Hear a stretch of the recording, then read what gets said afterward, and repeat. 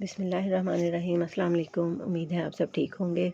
अदरक और लहसुन से आज हम एक बनाएंगे बहुत ही मज़ेदार किस्म की चटनी, जो कि आपके दिल के तमाम मसले हल कर देगी। कोई भी आपको परेशानी नहीं रहेगी।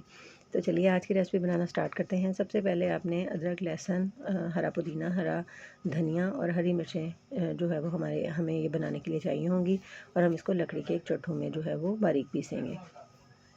सबसे पहले आपने क्या करना है कि आग के ऊपर जितना आपको अदरक आग में लेना है उसको आपने जला लेना है। जलाना इस तरह से है कि ऊपर का इसका छिलका जो है वो बिल्कुल काला हो जाए, और इसी तरह से लहसुन का छिलका भी काला हो जाए। उसको बाद आपने इसको छील लेना है। छील के इसको हल्का सा वॉश करना है। वॉश करने के बाद आपने इसको मोटा दरदरा सा पीस लेना है।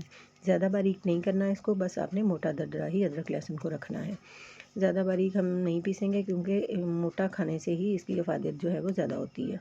ये देखिए, जो हमने अदरक छील के रखा था वो भी हमने इसके अंदर शामिल करना है। अलग अलग हम इसको जो है वो कूट लेंगे। ये देखिए, अदरक और लहसुन को कूटने के बाद इसको जो है आपने चेक करना है कि बिल्कुल बारीक हो गया है। अब इसमें हम जो है वो 2 से 3 हरी मिर्चें शामिल करेंगे। हरी मिर्चें जो है वो अपने टेस्ट के मुताबिक भी आप कर सकते हैं, लेकिन 2 से 3 मिर्चें जो हैं वो इसमें काफ़ी होंगी, क्योंकि ये बारीक वाली मिर्च है और ये बहुत ही कड़वी होती है।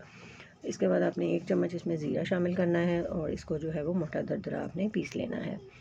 जैसे ही मोटा दरदरा पीसने लगे, आपने हमारे चैनल को सब्सक्राइब करना है, इसको लाइक करना है, और एक अच्छा सा कमेंट इसके ऊपर करना है, और बताना है कि आपको हमारी रेसिपीज़ कैसे पसंद आ रही हैं और किस तरह की रेसिपीज़ आप देखना चाह रहे हैं, ताकि इस तरह की रेसिपीज़ आपके लिए बनाई जाएँ। अदरक और लहसुन को मैंने बारीक कर लिया है। मोटा दरदरा पीसने के बाद आपने जो है इसको एक बोल में ट्रांसफ़र कर लेना है, और इसके अंदर आपने हरा धनिया और हरा पुदीना शामिल कर देना है, और इसको जो है आपने बारीक पीस लेना है।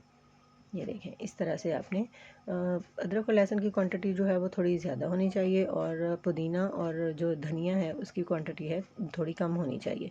जैसे ही ये बारीक पीस जाए, आपने इसके अंदर नमक शामिल कर देना है। नमक आपने बिल्कुल एंड में डालना है, क्योंकि अगर आप नमक पहले डाल के इसको पीसेंगे तो नमक जो है वो पानी छोड़ देगा, और जो है वो कूटने में बहुत दिक्कत होगी।